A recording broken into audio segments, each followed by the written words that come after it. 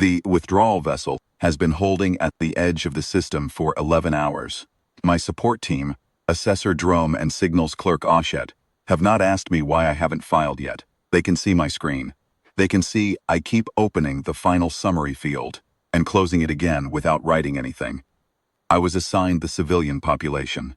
Let me be clear about what that meant. Internally, within the Ardesi assessment structure, the military evaluation team had 41 members, deep scan corvettes, and a 6-month observation window. I had myself, Drum Oshet, fixed observation post inside a human residential structure, and a brief that said, document domestic behavioral norms, assess civilian passivity index, confirm non-combatant population ratio. The word they used in the briefing was background. The civilian population was background. I have been an envoy recorder for 19 years. I have filed assessments on 11 species. I have never once reopened a summary field after closing it. I am going to file this correctly. I owe the collective that, at least. See. We embedded in the residential block during the 3rd month of the military team's observation window.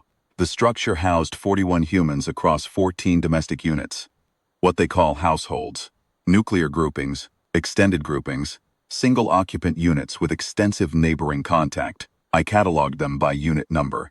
I noted their routines. I was looking, per my brief, passivity indicators, dependency on external authority structures, low inter-individual coordination scores, slow threat recognition latency. These are the markers that confirm a population as non-combatant for purposes of engagement modeling. The humans were, at first pass, entirely consistent with a high passivity profile. They shared food without formal exchange. They entered one another's living spaces without announcement. They used a tone of voice with their neighbors, casual, unhurried, frequent non-meaningful vocalizations that our linguistic models flagged as low social investment. Unit 7's occupant, a woman of middle age the others called Rennie, walked into Unit 6 on 14 separate occasions without signaling, retrieved objects, exchanged brief vocalizations, and left. Unit 6's occupant did not appear to register this as intrusion.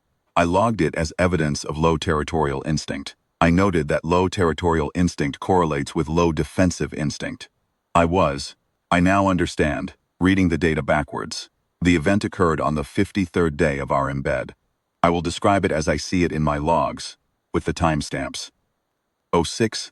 An external individual, not a resident of the block, entered the structure through a service corridor. Passive scans identified him as male, approximately 30 years of age, carrying a short-bladed tool. His movement pattern was consistent with targeted approach behavior toward Unit 4. 6:14 hours, 40 seconds. Unit 4's occupant, a young woman, became aware of the intruder. She produced a single vocalization, not a word, a sound, at a volume that our instruments logged at 71 decibels. It lasted approximately 1 second. What I expected, Unit 4's occupant to retreat, to contact an external authority structure, to wait. 6:14 hours, 3 seconds. 3 seconds after the vocalization, Unit 9's occupant entered the corridor. Unit 9 is 2 floors above Unit 4. He had been, per our overnight passive monitoring, asleep 4 minutes earlier. 6:14 hours, 44 seconds. Unit 6's occupant entered the corridor from the lateral access point. 6:14 hours, 45 seconds. The woman Rennie from Unit 7 entered from the stairwell, carrying a cooking implement she had not stopped to put down. 6:14 hours, 46 seconds. 2 additional occupants from Units 11 and 12 entered from the upper landing. 6 individuals. 12 seconds from the first sound. Not one of them had been awake and in position when it began. Not one of them spoke to another before moving. No signal passed between them that our instruments detected.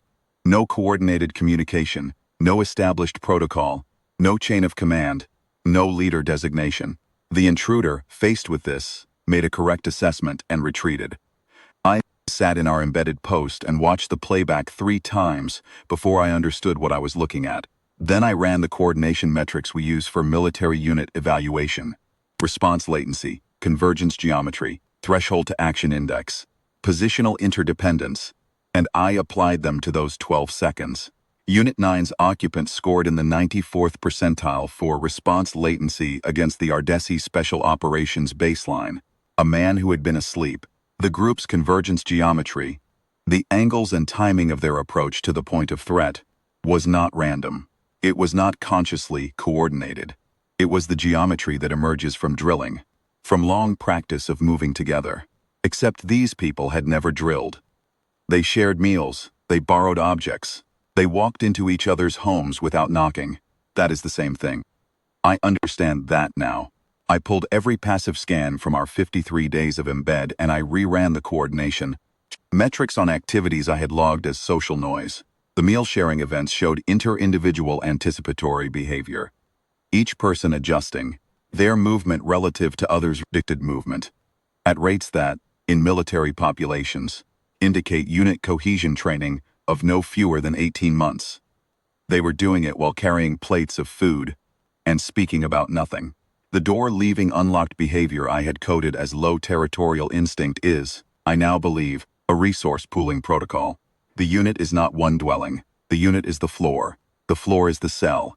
You do not lock the door against your fire team. Rennie, who I assessed as a middle-aged civilian woman of low social investment, because she borrowed things without ceremony, ran toward a threat carrying a kitchen. Implement 3 seconds after a sound she heard through a closed ceiling. She did not hesitate. She did not assess. She moved. In 19 years of filing assessments, I have interviewed Ardesi soldiers who described that level of threshold to action as the product of years of specific conditioning. Rennie runs a small plant nursery.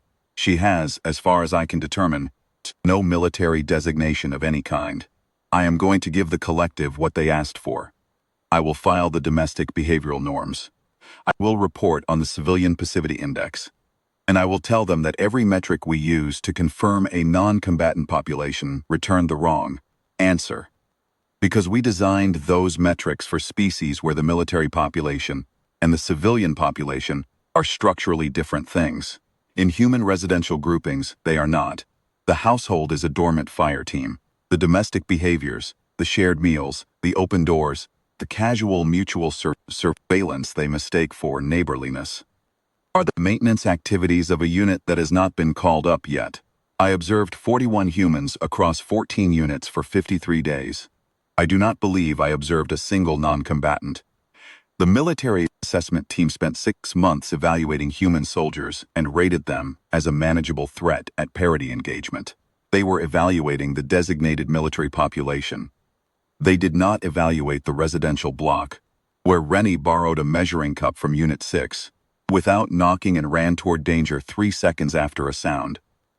I am recommending the collective suspend every threat tier assessment that rests on the military to civilian distinction for this species. I am recommending this because the distinction does not appear to exist. Grum just asked me if the report is finished. I told him yes, it is finished.